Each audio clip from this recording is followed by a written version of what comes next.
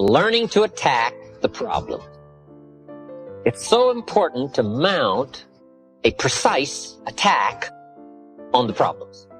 Because one of the best ways to help somebody in communication is learn to attack the problem, to attack what's wrong. But here's the refinement of the skill that leaders must have. To attack the problem, but not the person. We also express this particular part called attack and confess. One of the best ways to attack something is to confess you've had the problem. Use yourself as example one. Then use some others we call third party. Let me tell you about Mary. If Mary was here, she would confess, but she isn't here, so I'll confess for her. She put it off. She had the problem. And if she was here, she might even try to persuade you with tears. Right? We call that third party. But one of the best is to use party one, called you, to attack the problems. Now, what are some of the things that need to be attacked? Let me just give you some examples. It's a pretty long list, but we'll have to just be sufficiently satisfied with a few, and you can continue these studies on your own. Procrastination. That's a good one, front and center. We've got to attack procrastination because it's so insidious. It eats up such large chunks of your life and leaves you in a small corner. Putting it off. Delaying. Letting it slide. Now, I'm one of the best to attack procrastination because I confess to being one of the all-time great procrastinators.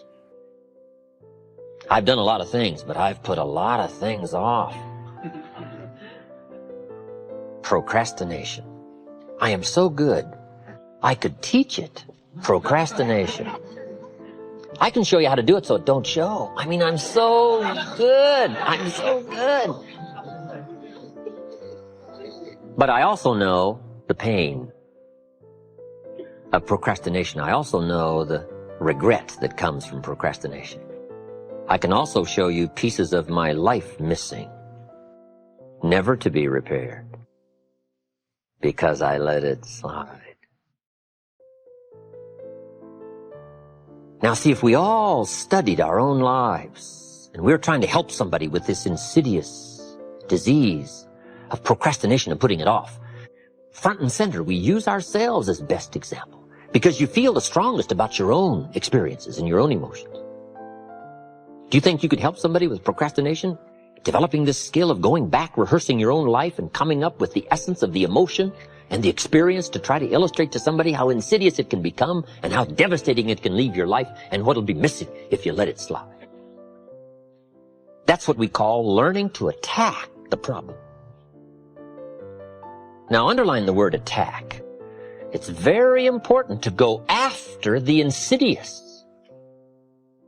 The great leader of the Christians says, "The things I once hated I now love. The things I once loved I now hate." It's so important to incorporate both love and hate in the same conversation. Now, let me give you the dilemma. This stuff isn't easy. It's so easy to be careless with words and get the wrong reaction. What if you meant to say, "What's troubling you?" and instead you said, "What's wrong with you?" Can you imagine the difference? Just the mistake of one small word means all the difference in the world in the kind of reaction that you get. But here's the dilemma. To attack the problem, but not the person. God's got the same dilemma. God says, "I love you, but I hate your sinful ways." Now, see, that's a challenge. To show somebody that you love them, but you hate.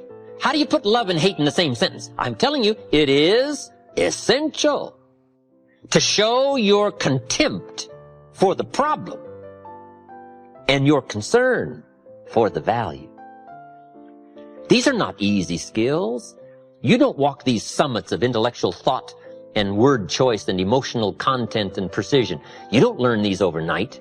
But your commitment to excellence in communications can make all the difference in the world in how your economic and social and personal world works out. And here's part of the challenge. God says, "I love you, but I hate your sinful ways." Now, since me and my sinful ways are bound up so close together, I tend to take that personal. And God has to say, "No, no, no, let me make it clear one more time. I love you, but I hate your sinful ways." See, we've got to make that clear. You got to make it clear to your children. I love you, but I hate what you're doing and what it's doing to you. So you got to learn to put love and hate in the same sentence.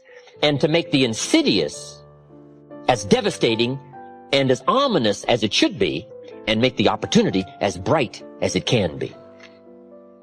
But we've got to learn to paint by language and by emotions how much we hate the wrong in order to develop the good.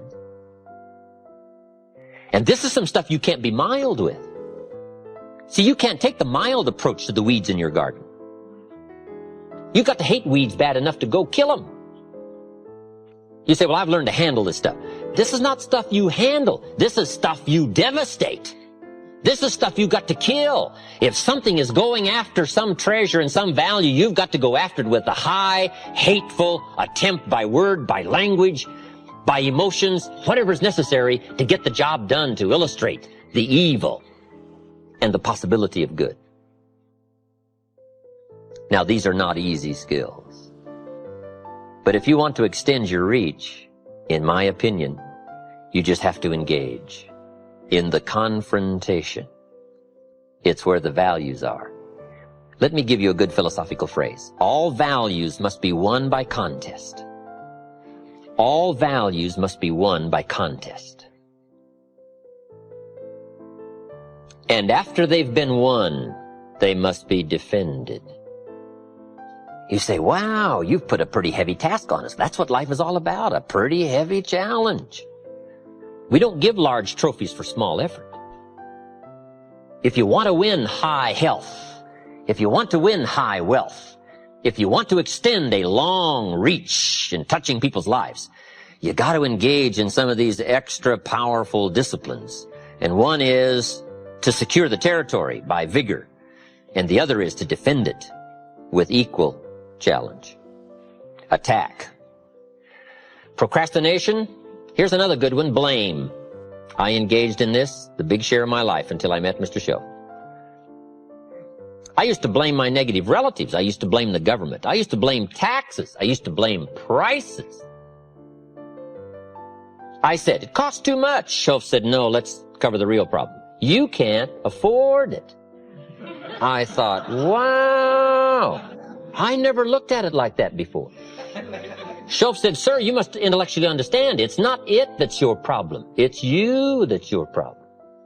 It's not out there that's the problem. Out there is like it's been for 6,000 years. You can't cure that. But what you can cure is errors in judgment, errors in attitude, errors in activity, errors in misjudging results. I found that the errors were within. But see, he had to go after me on that point. Here's the next one. Excuses. Wow. We've got a million. I'm too short. I'm too tall. I'm too old. I'm too young. I don't have the money. I don't have the experience. On and on and on with the excuses. Learning to attack. Very important. Now here's what we call tools of last resort. Here's part of the attack you can use. And if you learn these skills, no telling who you can help. But you must save these for what we call tools of last, underline last resort. These are some things you don't use up front. Here's the first one, a direct attack. You've got to be very careful of a direct attack so that it not be misjudged in severity. Next is scolding. Got to be very careful of scolding. You only use it as a last resort. Somebody walks in late, you say, where have you been? See, that's loaded with insinuations. Loaded. You got to be very careful. Only use it as a last resort. If you have to resort to it, you have to, but don't use it up front. Okay, we call save these. Save these for when the occasion calls for such harsh language to go after something. And the last one is sarcasm. Sarcasm can be useful, but you got to save it. Who do you think you are? See, that's powerful language, but you got to save it for when it is meaningful to use such powerful language. Matters of the heart are delicate. Here's what we teach. Don't operate on the heart with a hatchet. When you use these tools, you got to be very careful to save the value and go after the problem. Now let me give you the real clue. The more you care, the stronger you can be. People don't mind you using strong language about insidious things. They don't mind you becoming sharp, powerful. As long as you care, and the more you care, the stronger you can be. I don't mind a minister consigning my soul to hellfire for my sinful ways. I don't mind that, as long as he does it with tears and not with joy. But wouldn't we all resist a dry-eyed sermon on hellfire? You can't preach hellfire without your heart breaking. You got to sob your way through a sermon on hellfire. Or we all would resist a dry-eyed attempt to preach on hellfire. Why? A simple, obvious lack of really caring. And there are some subjects you cannot even deal with unless your heart breaks and unless visibly it shows by the emotional content that you really care. Now you can deal harshly with some powerful, important problems. Tools of last resort.